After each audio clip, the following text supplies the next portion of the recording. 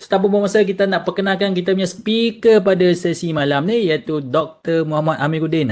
Kita pun kalau ikutkan, saya personally kenal beliau dah agak lama, dan juga baru-baru ni kita terjumpa beliau baru habis badminton katanya. So Doc ada situ, Doc? Assalamualaikum Tuan Izzah. Waalaikumsalam. Ni kita nak jumpa juga hari Khamis nanti kan, kalau panjang umur. InsyaAllah. InsyaAllah pandai panjang umur Okay, semua kepanjangan umur. So tanpa buang masa, mungkin kita boleh serahkan kepada kita punya speaker pada malam ni, Dr. Muhammad Amiruddin, dengan topik memang hangat tentang Elliott Wave. Dipersilakan. Baik, terima kasih Tuan Izzah. Alhamdulillah. Okay, Assalamualaikum dan selamat petang semua. So, lama juga tak bercakap dalam sesi yang diundang oleh Excellent dan Bursa Malaysia ni sebab kesibukan peribadi sedikit. Tapi malam ni, so kita dah biasakan balik bercakap lah, dan berkongsi kepada sahabat-sahabat semua yang sudi mendengar untuk sesi pada malam ini dalam satu tajuk yang saya rasakan menarik juga. Satu tajuk yang saya telah mula belajar beberapa tahun yang lalu tapi belum sampai ke master lagi. Tapi saya rasa saya nak cuba untuk berkongsi sedikit sebanyak apa yang saya tahu tentang ilmu Elliott Wave. Dan tajuk pada malam ini adalah prinsip gelombang Elliott ataupun dalam bahasa Inggerisnya adalah Elliott Wave dan aplikasinya di dalam pasaran niaga harapan ataupun FCPO, Futures Crude Palm Oil.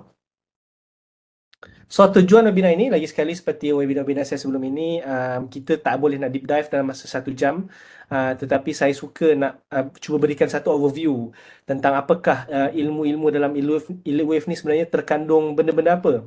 Selalu dikatakan orang, mungkin ada yang dengar pada malam ni, kalau dah pernah dengar sebelum ni, mungkin malam ni sesi refreshment lah, supaya kita lebih, mungkin kalau kita rasakan ilmu ni menarik, kita nak cuba kaji lebih mendalam selepas ni, so kita boleh buat. Sebab kita rasa kita dah dengar sedikit teaser tentang Elliott Wave daripada saya pada malam ini. Tapi again, a disclaimer adalah saya bukanlah yang paling pakar ataupun nak kata terpaling Elliott Wave. Yang paling power tentang Elliott Wave ni, ada sedikit sahaja ilmu Elliott Wave yang saya gunakan dan aplikasikan di dalam trading saya. Tetapi saya belajar daripada guru-guru saya yang handal, dia ada kepakaran dalam Elliott Wave dan banyak pengalaman dalam ilmu Elliott Wave ni. So sebab ilmu Elliott Wave ni satu ilmu yang susah, a bit subjektif sebab banyak kena lukis, banyak kena tengok.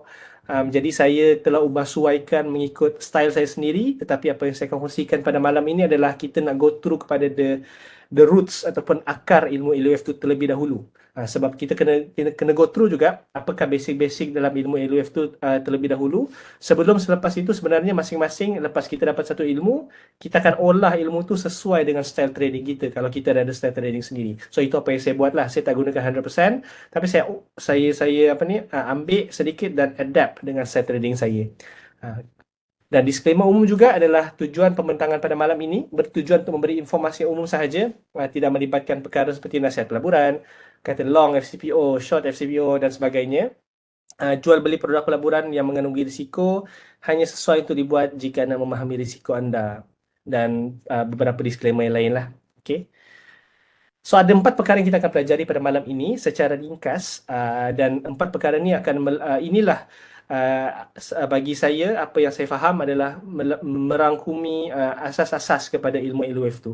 Dia akan ada lebih ilmu yang lebih mendalam sebenarnya, penjelasan yang perlukan penjelasan yang lebih panjang, tetapi saya akan berikan the introduction kepada setiap ilmu, cabang-cabang ilmu yang ada dalam LUF ni terlebih dahulu. So yang pertama kita akan pergi kepada asas-asas kepada LUF. So sebelum itu mungkin untuk yang tidak pernah tahu, ini adalah the 5 titans of Wall Street atau 5 gergasi dalam dunia Wall Street, antara pelopor dalam dunia pelaburan. 5 jenis cara pelaburan yang berbeza ataupun cara perdagangan slash trading yang berbeza. Ada Arthur M. Merrill. Kemudian ada Richard Wyckoff yang mengasaskan ilmu Wyckoff yang saya pasti semua orang kenal. Ini lagi satu cabang ilmu yang susah juga kan, yang perlukan dia macam satu PhD yang lain lah, dan pengajian yang lain. Kemudian ada ilmu Gunn daripada William Delbert Gunn. Kemudian ada Charles Henry Dow yang mengasaskan Dow Jones, inspirasi daripada beliau. Dan kemudian kita ada yang bawah kiri itu adalah Ralph Nelson Elliott. Beliaulah individu yang mengasaskan ilmu Elliott Wave.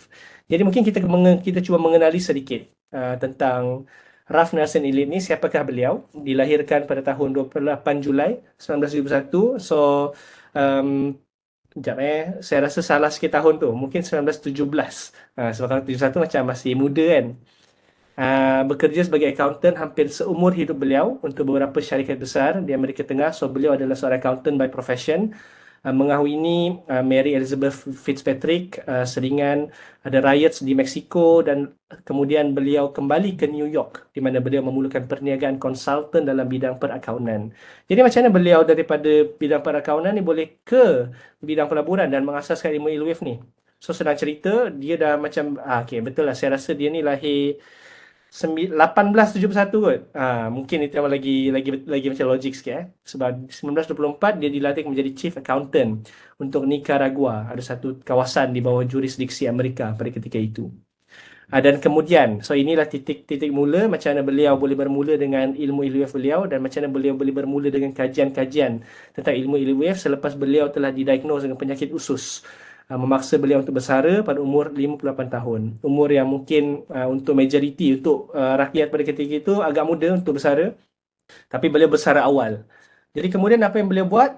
Dia nak memastikan dia punya kepala ni sentiasa berfikir. Dia buat keputusan untuk mempelajari pasaran saham Amerika. So inilah titik tolak dia.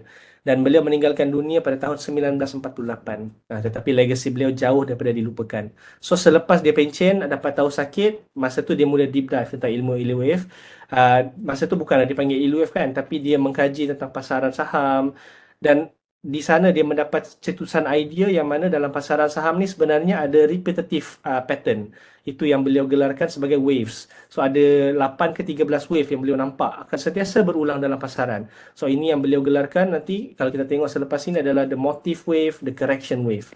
So ini yang kemudian beliau go deeper dan compilekan menjadi satu modul untuk beliau sendiri pada ketika itu, tapi kemudian diteruskan oleh legasi beliau. So individu seperti Charles Collins, Hamilton Bolton, A.J. Frost dan Robert Proctor dalam buku ni ILWave Principle, antara buku Bible juga kepada pengamal ILWave. Saya rasa semua yang belajar ILWave tahu buku ini dan mereka meneruskan kerja beliau dan mengembangkan lagi ilmu ILWave yang beliau ada. So tapi beliau juga pernah menulis beberapa buku. Antara buku yang dia buat adalah The Wave Principle pada tahun 1938. Beliau telah menulis buku ini. Dia ada menyatakan dalam buku ini, so ini kira macam the very first book lah tentang the ILWave untuk sesiapa yang minat nak baca dan go through. Dia mengatakan harga saham bukanlah random, tetapi ada pattern yang digovern oleh natural law. Sorry sekejap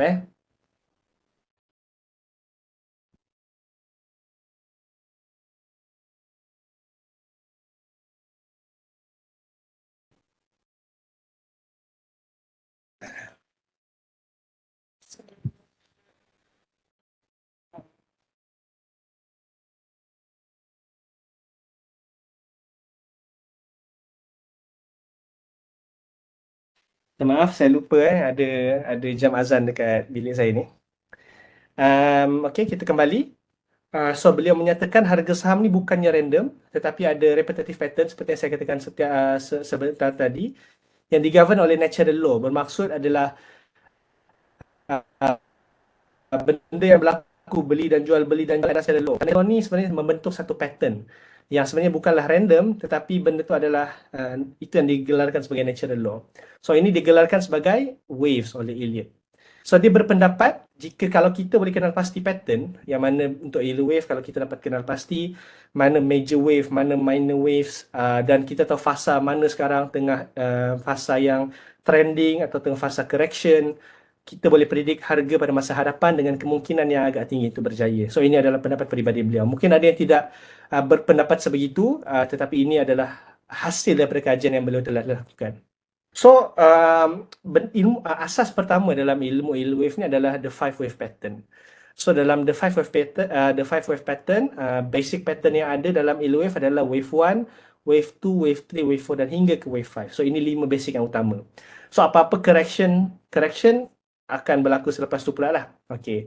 So, selepas kita faham mengenai asas kepada wave adalah the basic 5 wave tu, another second part of ilmu ILWave adalah kita kena tahu yang wave dalam ilmu Elliot ni ada dua jenis, iaitu motif dan korektif. So motif yang sebelah kiri, motif ni dia akan mengikut trend yang utama ataupun the main trend, dan ini yang kita namakan atau nomborkan sebagai wave 1 hingga 5. So wave 1, wave 2, wave 3, wave 4 dan wave 5. Kemudian wave yang utama tu nanti dia akan dikerekkan, akan ada correction berlaku untuk berehat dan akan biasanya berlaku sebanyak 3 wave dan di sinilah dinamakan sebagai corrective wave. So ada 3 wave yang elite wave biasanya nampak atau perasan semasa correction ni berlaku. Dan semasa correction ni juga kenapa dinamakan correction? Kerana dia adalah dia correct, dia nak correctkan, nak betulkan sedikit ataupun nak rehatkan the main wave yang tengah berlaku tu. So akan berlakulah partial retracement daripada wave yang utama tu. Sebab tu dinamakan sebagai corrective wave. Dia nak merehatkan sekejap lah wave yang tengah berjalan dengan rancak tadi.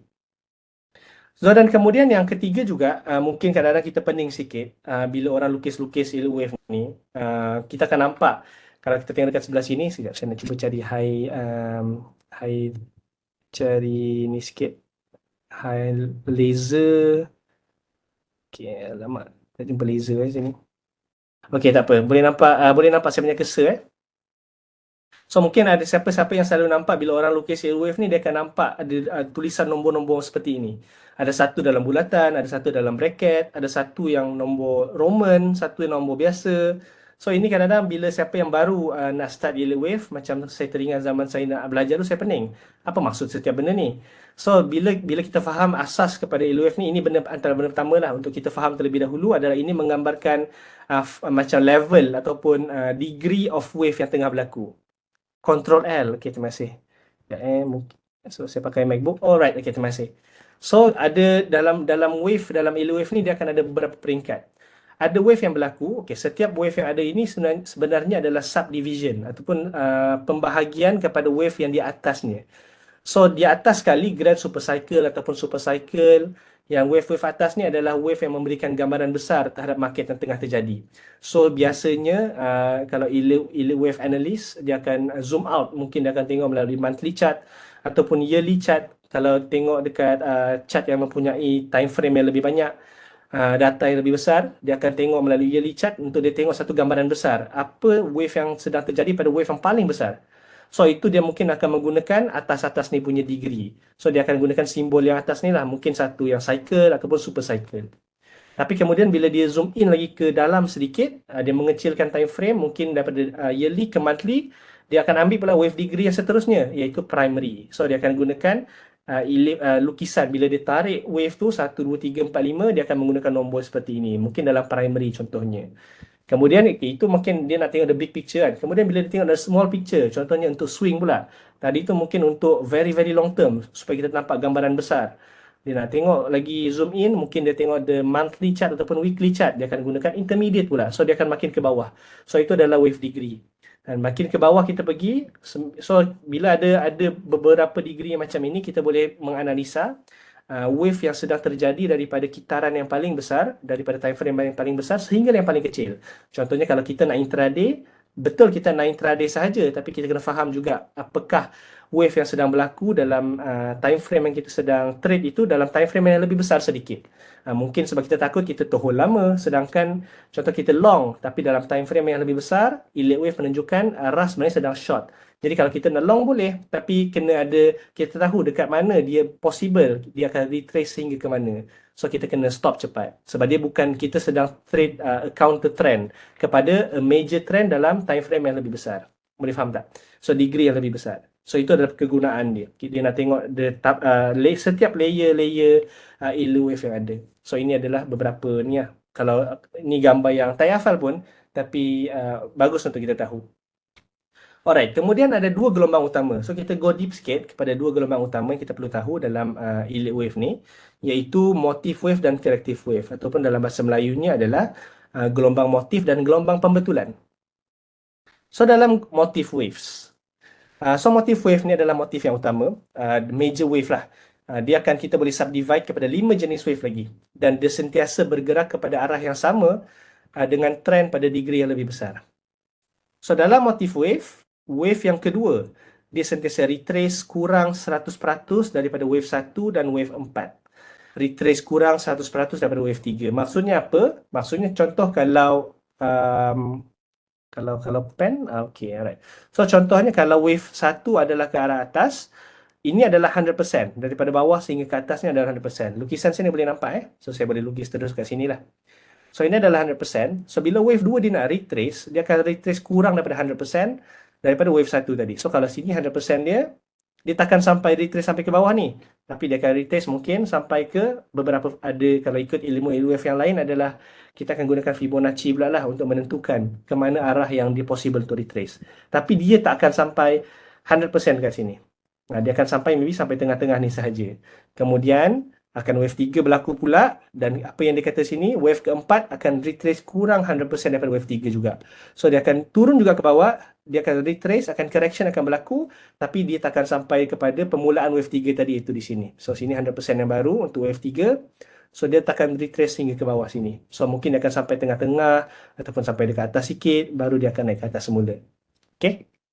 Dan antara rules so ini beberapa guidelines bukanlah macam hard rules, tapi beberapa guidelines adalah wave 3 dalam motif wave ni, dia sentiasa bergerak lebih jauh daripada wave 1. So kalau ini adalah wave 1 tadi, ini wave 2. So wave 3 ni biasanya panjang dia, pergerakan dia ni lagi besar, lagi panjang, lagi jauh dia pergi daripada wave 1. So itu antara beberapa general guidelines bila kita nak mencari mana satu wave 1, wave 2, wave 3 yang mana satu untuk kita tengok. Okay. Kalau eraser, okey, dah okay, saya dah jumpa ni, dah jumpa pemadam pula. Okey, kemudian untuk wave, untuk point nombor 4, matlamat motif wave adalah untuk membuat progress, dan rules formation ini akan memastikan matlamat motif wave tercapai. So motif wave ni dia punya tujuan adalah dia nak memastikan dia akan sampai daripada wave 1 hingga wave kelima. So rules yang ada tadi adalah untuk memastikan dia akan sampai juga ke atas. Contoh kalau motif wave sedang ke atas, dia akan sampai juga ke atas, macam mana pun yang terjadi. Dan Elite pernah membuat kajian lagi, kalau untuk yang tak nampak sini, dan mendapati wave 3 biasanya adalah antara yang paling panjang. Tapi kalau bukan paling panjang pun, dia tak pernah lagi paling pendek di antara ketiga-tiga actionary wave dalam motif wave. So apakah itu actionary wave pula dalam motif wave? Sekejap biar saya cari di skirt. Okey.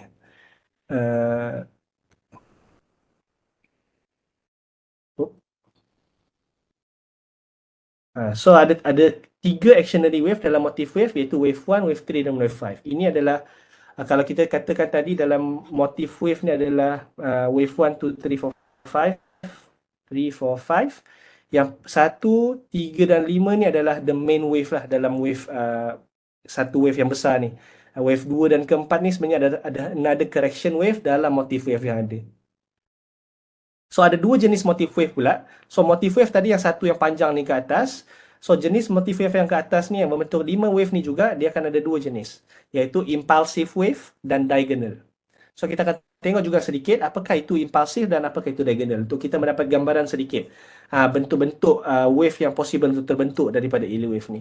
So contoh impulsive wave, ini adalah contoh motif wave yang paling kerap muncul adalah impulse. Yang diagonal ni kadang-kadang dia ada. So antara peraturan impuls je. Okay, so apa yang memeningkan dalam Ellie wave ni juga adalah dia pening sedikit untuk yang baru nak dengar, adalah dia untuk setiap jenis wave-wave yang dia ada, motif wave dia ada jenis dia ada cabang dia lagi. Kalau kita tengok corrective wave akan ada cabang-cabang dia, ada jenis-jenis dia tersendiri. So untuk setiap jenis wave ni dia ada rules-rules dia. So ini yang kadang-kadang pening sikit kita nak faham, melainkan kita sentiasa apply. So bila sentiasa apply, kita akan automatically ingatlah benda tu. Tapi bila baru nak belajar, of course dia akan pening sedikit, especially bila fasa untuk kita apply. Kita nak cari mana satu motif wave mana satu impulsive wave So ini yang kena ada orang guide lah secara direct, supaya kita tak salah sangka, tak salah faham tentang apa yang kita nampak. So gambaran impulsive wave. Ada peraturan impulsive wave, okay? Antara adalah wave keempat dia takkan masuk ke dalam kawasan wave 1. So jadi contohnya, saya ada bagi gambar dekat sini. Kita ada gambar dalam sini Okay, contohnya 1, 2, 3, 4. Okay. So ini yang keempat, wave 4 dekat sini. Ini wave 1. Wave 1 dekat sini Wave 1 ni dia punya kawasan jajahan dia adalah sampai sini. Okay, kita tengok atas ni tadi. So sepanjang ni, area ni adalah wave 1. So antara rules ataupun general guidelines dalam impulse wave adalah wave 4 ni dia takkan masuk ke dalam kawasan ni. So dia akan pendek sedikit lah. Dia takkan masuk sampai ke bawah. So itu antara satu rules dia.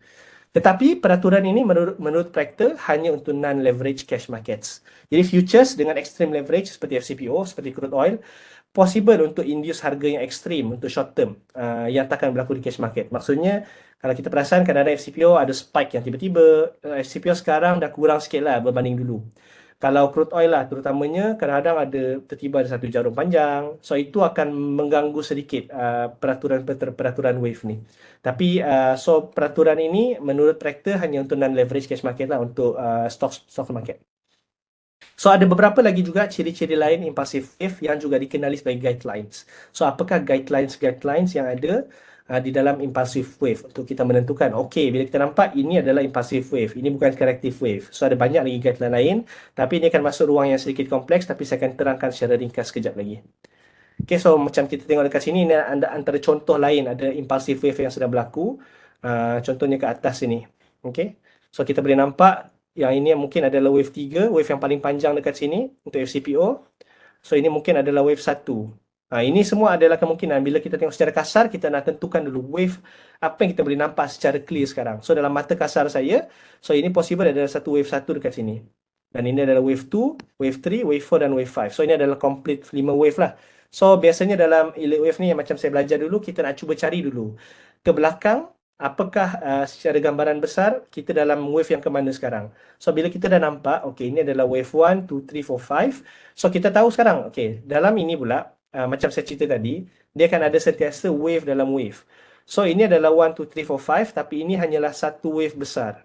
Dia hanyalah 5 wave subwave kepada dalam wave yang ini, mungkin wave satu yang lain. Ini wave satu dalam degree yang lebih besar. Grand cycle ataupun super cycle. Kemudian ini mungkin wave yang kedua pula. Wave kedua dalam subwave yang lebih besar tu. So dalam wave 2 ni pula akan ada 3 wave yang lain. So itu contoh lah. So tapi kalau kita nampak gambaran dekat sini, inilah impulsive wave lah. Dia biasanya melaju ke atas macam ni. Okay. Okay, ini setakat ni clear. Saya tengah cari cara. Okay lah, discrete. Ada cara lain tak kita nak mungkin letak sini, draw, eraser sini. Okay.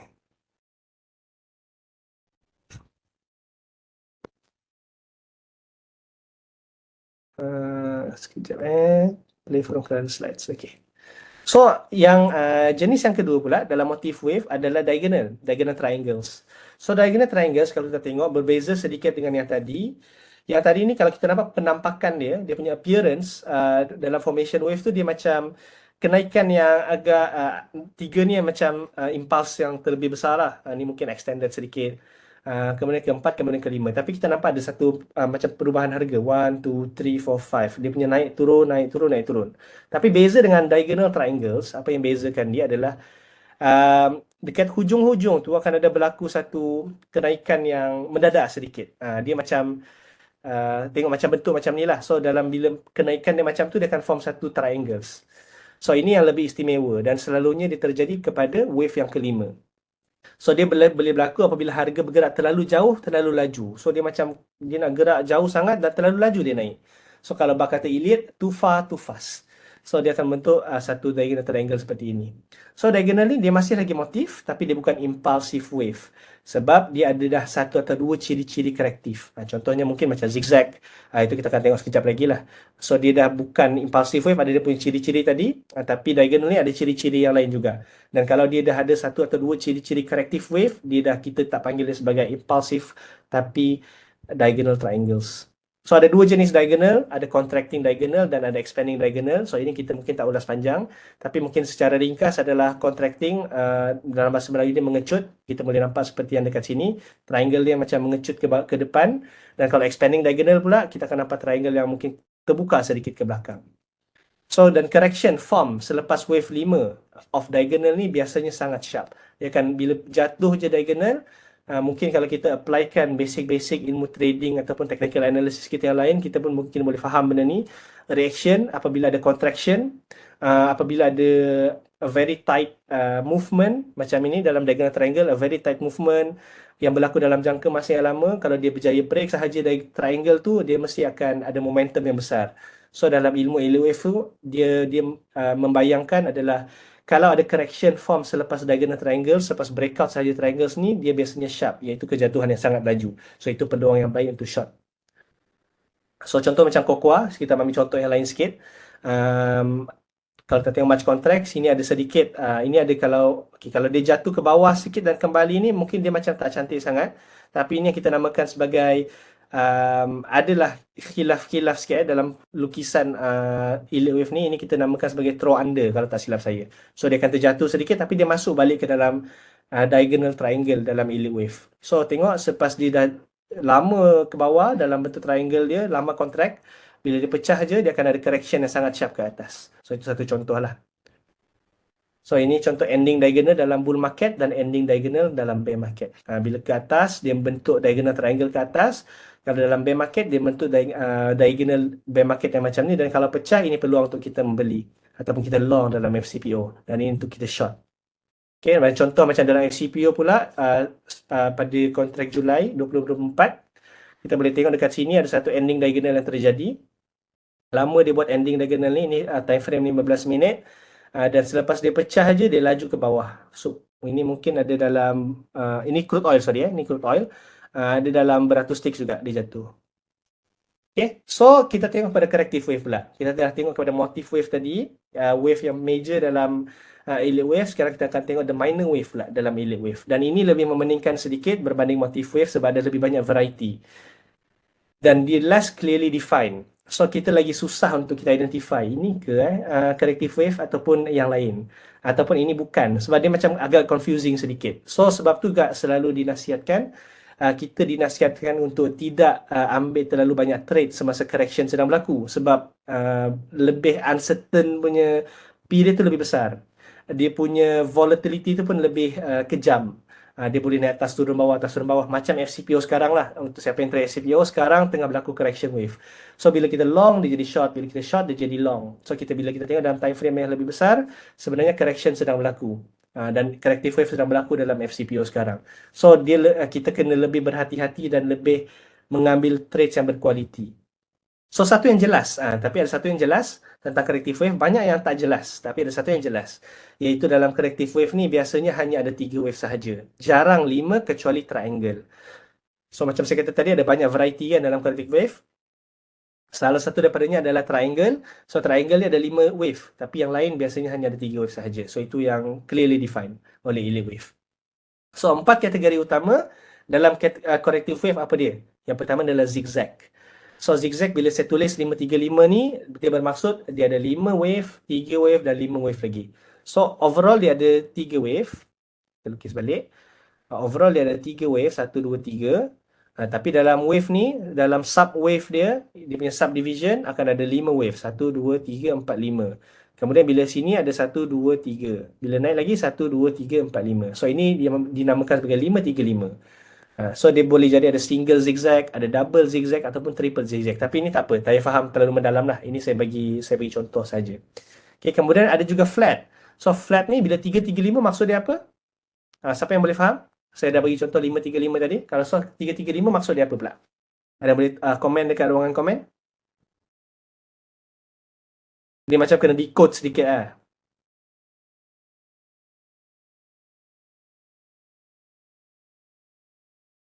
Wave dia, betul. Wave dia, bukan waves waves tu kita nak tengok ke mana kita nak pergi. Wave. So flat ada 3 wave. So 3, tapi dalam setiap wave dia ini akan ada wave 1, 2, kemudian ada 1, 2, 3. Ini last kali baru ada 5. 1, 2, 3, 4, 5. So dia berbeza dengan zigzag. So ini cara dia untuk kita membezakan. Kita nak tahu sama ada corrective wave tu adalah zigzag ke, flat ke, triangle ke. So kita kena tahu berapa wave yang dia ada, sub wave yang dia ada dalam wave yang lebih besar. So kita akan tahu, okay, ini flat, ini zigzag, ini triangle. So itu cara didefinekan benda tu. Yes, betul. So antara contoh-contoh flat termasuklah. So ini yang macam buatkan dia lebih complicated. Sebab tengok, kita tahu dah corrective wave ada 4 jenis, zigzag, flat, triangle dan sebagainya. Tetapi zigzag tu sendiri, setiap kategori tu juga ada pelbagai variety. Ada single, double, triple, flat. Ada pelbagai variety. Ada regular, expanded, running flat. So ini yang sebab tu dia perlukan masa yang lama lah untuk kita faham dan betul-betul memahami perbezaan setiap kategori yang ada. Okay, tetapi saya nak berikan gambaran utama lah. Nak bagi tahu yang Actually dia tak adalah complicated sangat, kita just kena faham overview dia. Tapi when we go deeper, we will take some time untuk faham, untuk bezakan benda ni. Okay, dan kemudian kategori yang ketiga adalah triangle. So ini yang saya katakan tadi, ada 5 wave, yang lain semua ada 3 wave, 1, 2, 3. Triangle sahaja ada 5, iaitu 3, semua 3. So dia akan ada 5 wave, 1, 2, 3, 4, 5. Dan semua ni ada 1, 2, 3, 1, 2, 3, 1, 2, 3, 1, 2, 3, 1, 2, 3. Okay, kita akan tengok sedikit contoh sekejap lagi. Dan ada 4 jenis pula dalam triangle. Setiapnya 3 jenis, 3 jenis. Ini ada 4 jenis. Ada 3 contracting variety, ascending, descending, symmetrical, dan satu lagi expanding variety. So yang tadi adalah contracting yang mengecut, triangle yang mengecut macam ni. Satu lagi adalah expanding yang membesar macam ni. So ada variety-variety dia tersendiri. Dan yang keempat adalah combinations. So 2 jenis, sama ada double tree ataupun triple tree. Tapi ini tak perlu faham terlalu deep lah. Saya bagikan satu gambaran besar dulu. So kita tengok zigzag terlebih dahulu. Okay. So zigzag tadi macam yang kita ingat dia punya pembahagian wave adalah 535. So 3 wave yang ringkas dan di label A, B, C. Ini pertama, kita akan nampak seperti ini dulu.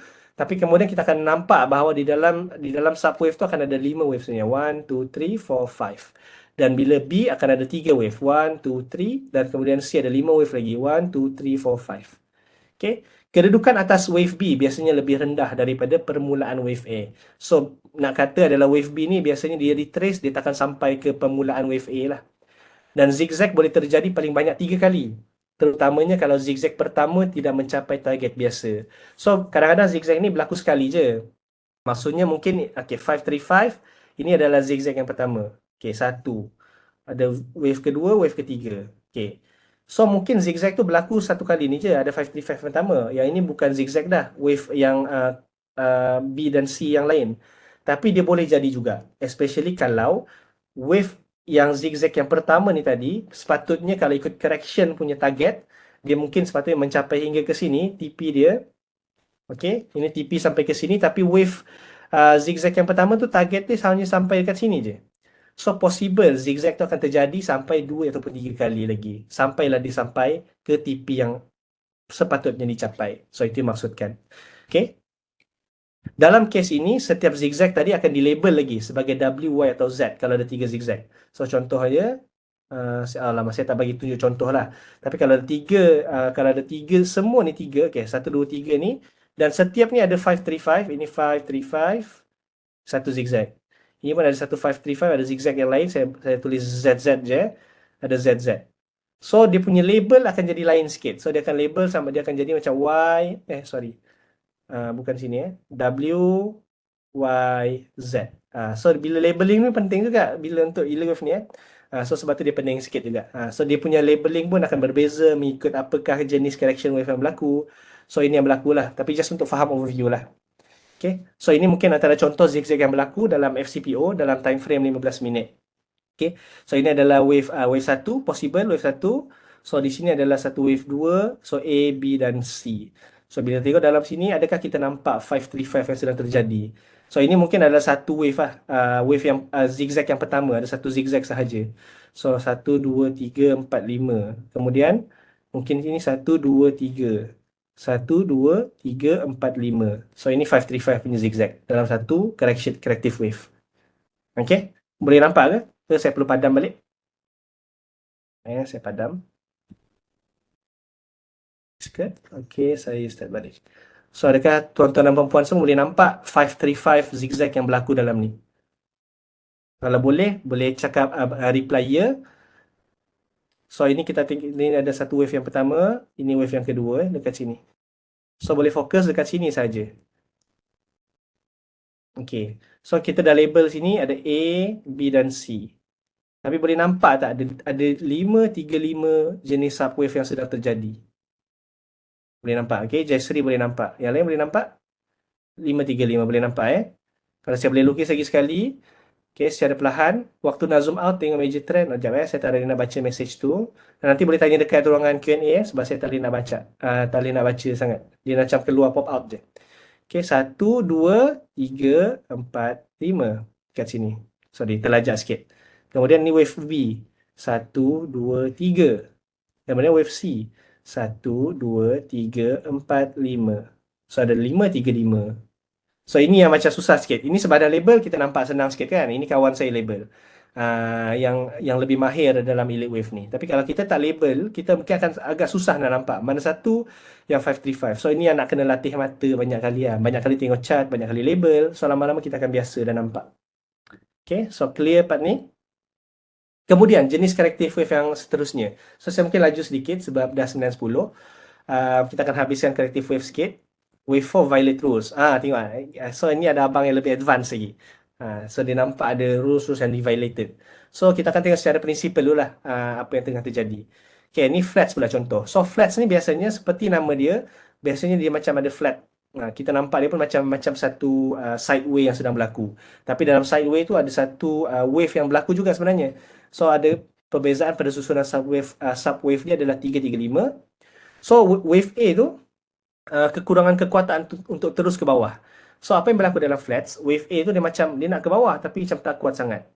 So dia membentuklah 5 wave seperti yang terjadi pada zigzag. Okey, dapat ini. So wave B tadi dia nak cuba dia pun mewarisi kekurangan tekanan ni dan berhenti. Okey, so dia pun naik ke atas juga wave B, tapi dia berhenti juga pada A. So dia macam nak turun bawah tak cukup kuat.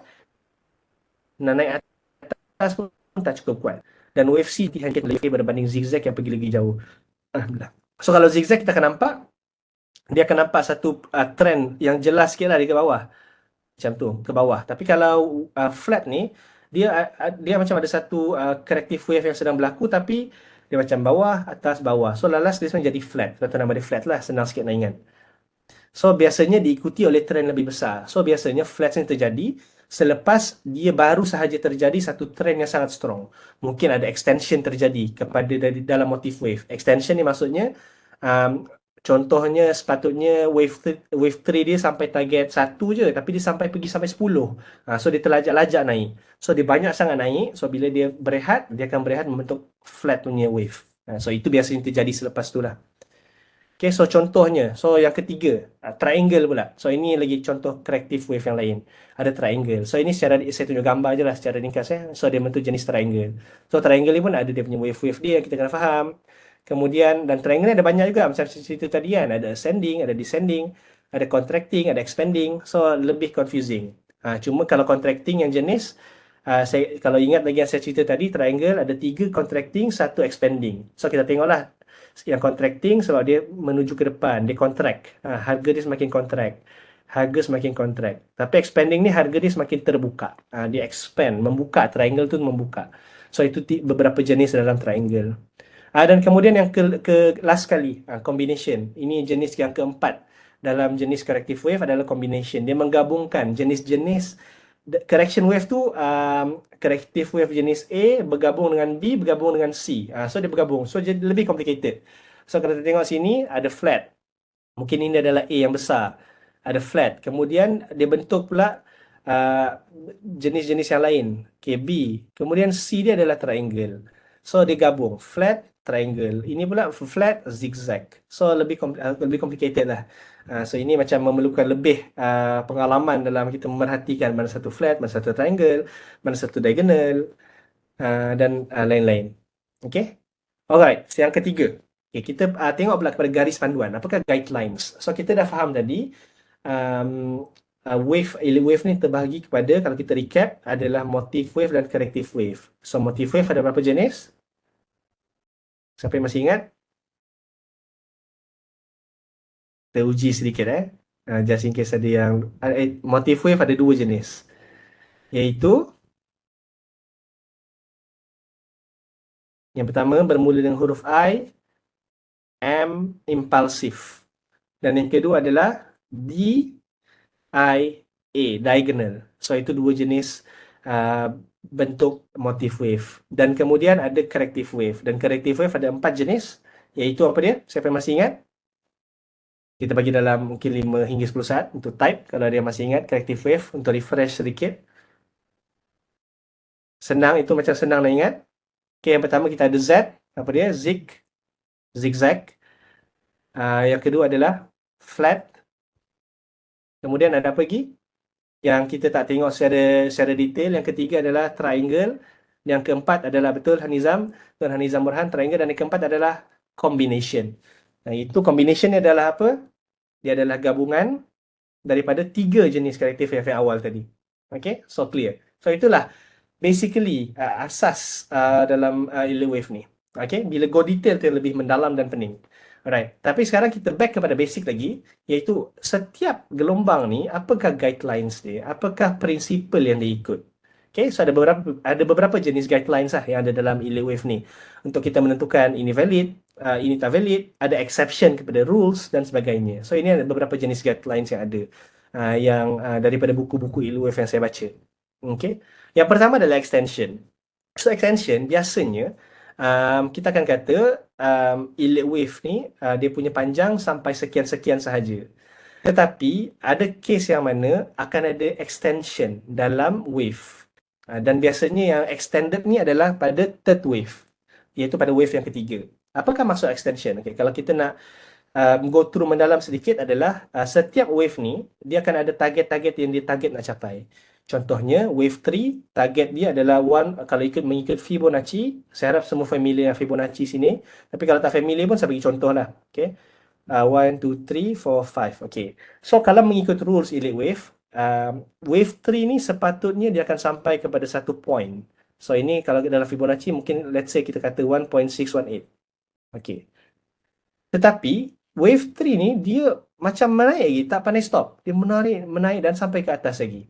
Sampai 2.618 ataupun mungkin lagi tinggi ke atas. So ada berlaku fenomena yang pelik sikit lah. Maybe kalau kita tengok contoh sebelum ni, pada tahun 2021, super cycle dalam FCPO yang terjadi. Di mana pada waktu tu banyak extension berlaku.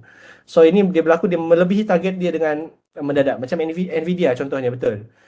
So dia banyak mendadak. So sepatutnya kita project dia sampai ke sini saja tapi dia menaik mendadak. So ini extension. Dan extension ni biasanya akan terjadi pada wave yang ketiga. Sebab wave ketiga biasanya adalah wave yang panjang. Tapi tak semestinya paling panjang. Tapi yang pasti bukan paling pendek. Okay. Yang kedua adalah truncation pula. So truncation adalah situasi di mana wave kelima. Okay. Macam kita tengok tadi. Kalau kita tengok tadi contoh wave yang macam perfect. 1, 2, 3, 4, 5 semua naik ke atas ataupun 1, 2, 3, 4, 5 semua turun ke bawah dengan perfect. Tetapi ada fenomena yang mana dia tak berjaya. Kita kira memang betul lah kiraan wave ni, wave 1, 2, 3, 4, 5, tapi wave 5 dia gagal nak melepasi wave 3. So ini yang kita namakan fenomena ini sebagai bull market truncation kalau di dalam bull market punya cycle. So bila terjadi benda macam ni yang Elite Wave gelarkan sebagai failure dalam wave, so ini biasanya adalah memberikan gambaran satu warning yang mana weakness sedang berlaku. Wave 5 dah betul, tapi dia gagal nak buat a new high. Kalau dalam bahasa lain dia lah. Bila stock tu sedang membuat uptrend, tapi dia gagal nak buat new high. So ini adalah the resistance, tapi dia gagal nak break the resistance. Contoh ini adalah the all time high, tapi dia gagal nak break the all time high. Okay? Kita tengok dalam contoh bahasa lain. So ini memberi satu makna yang mana the market weakness is coming. The bull market dah penat, dah exhausted, dan dia dah ready kemungkinan pullback untuk berlaku. So mungkin contoh lain adalah saya tak kira betul lagi, tapi mungkin kita boleh tengok contoh dalam sektor teknologi, Nasdaq baru-baru ini bila berlaku corrective wave. Mungkin kita boleh kira lah wave sana, adakah itu adalah truncation ataupun maybe corrective wave yang sedang berlaku. So bila jatuh, dia possible untuk corrective wave dia sebenarnya. Lepas tu mungkin akan terjadi lagi wave seterusnya. Tapi kita boleh tengok contoh dekat sana. Apakah yang sedang berlaku? Kita tengok, kita lukis sikit.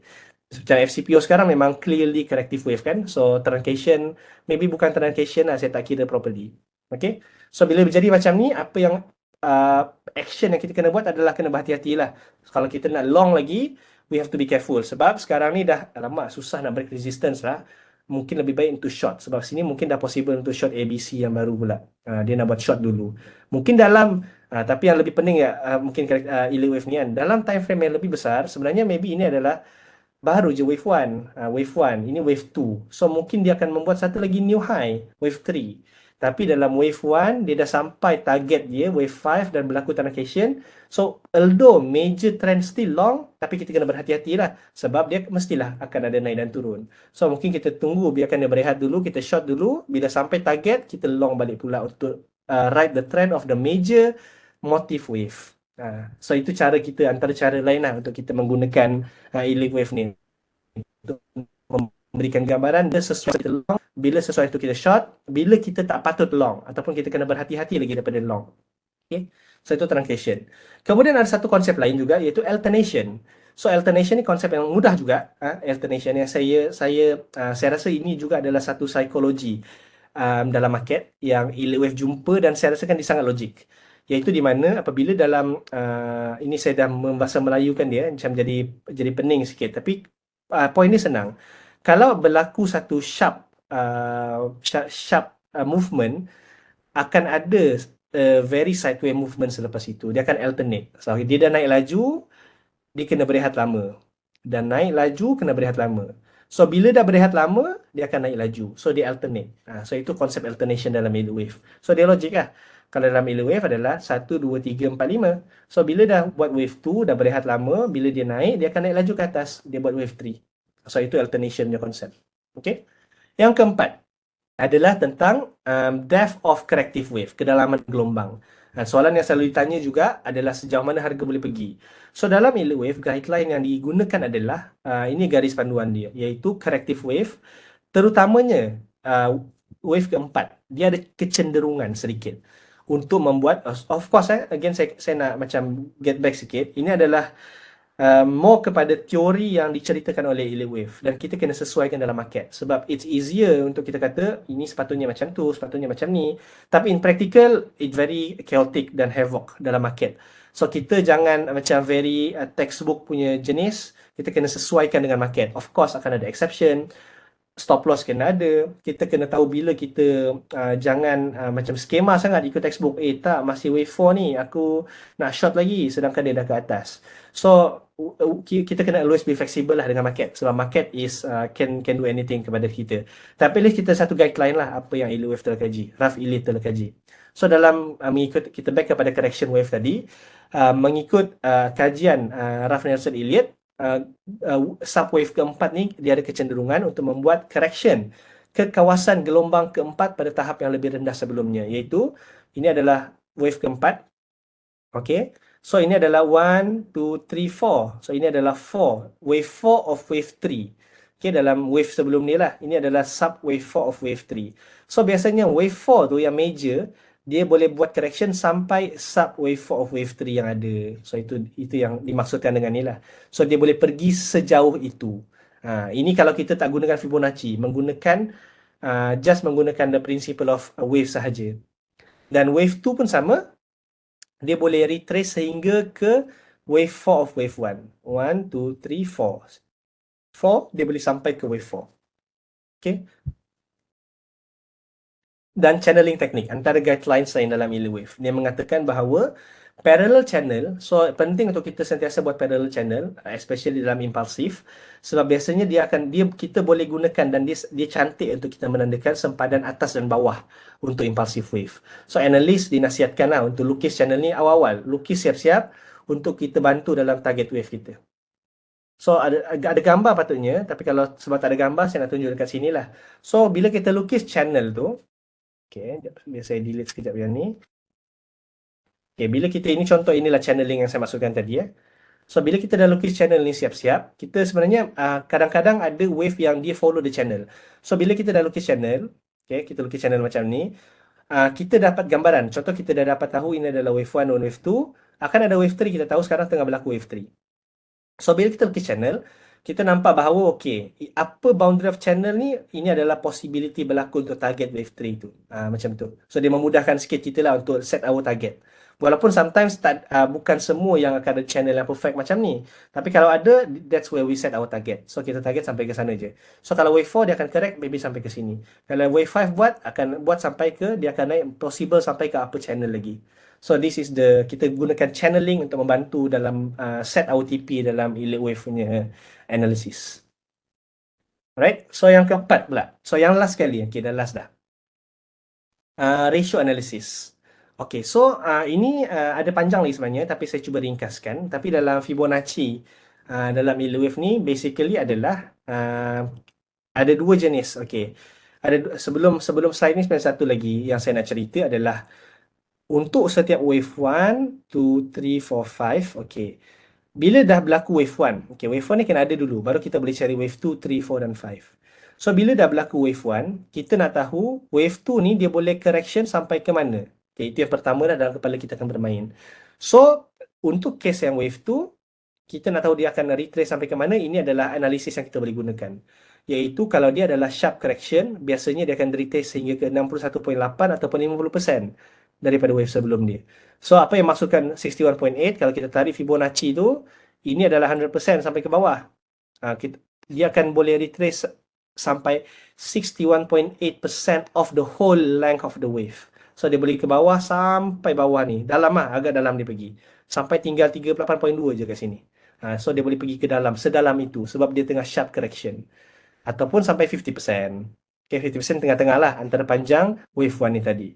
Ataupun kalau dia sideways correction, yang mana inilah biasanya contoh macam triangle, diagonal ke, zigzag, maybe kadang-kadang sharp correction, dia hanyalah biasanya sampai 38.2. So itulah penting juga untuk kita tengok apakah jenis correction wave yang sedang berlaku. Supaya kalau kita tengok ini adalah jenis wave yang sideways, kita tahu okay, ini maybe possible sampai 38.2 je ni. So kita pun bersedia dekat sini untuk kita cari long semula. Sebelum kita ride kepada TP pula. Okay. Itu dalam mencari Fibonacci yang kita gunakan. So ini semua nombor Fibonacci lah untuk yang tak biasa dengar. Saya tak intro kepada Fibonacci sebab saya expect semua dah faham Fibonacci sikit. Nombor-nombor Fibonacci yang ada. Itu adalah the Fibonacci ratio yang digunakan semasa retracement. Tapi semasa kita nak TP pula. Itu tadi semasa nak entry lah kiranya. Kita nak cari mana point of entry. Sekarang point of TP.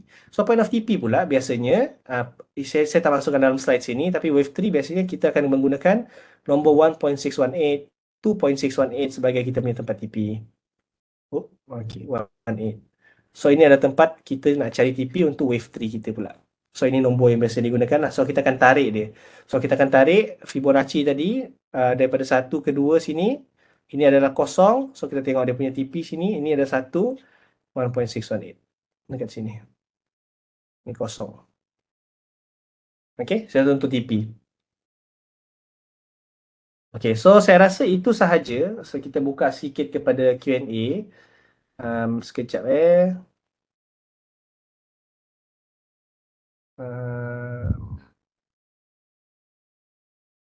okay.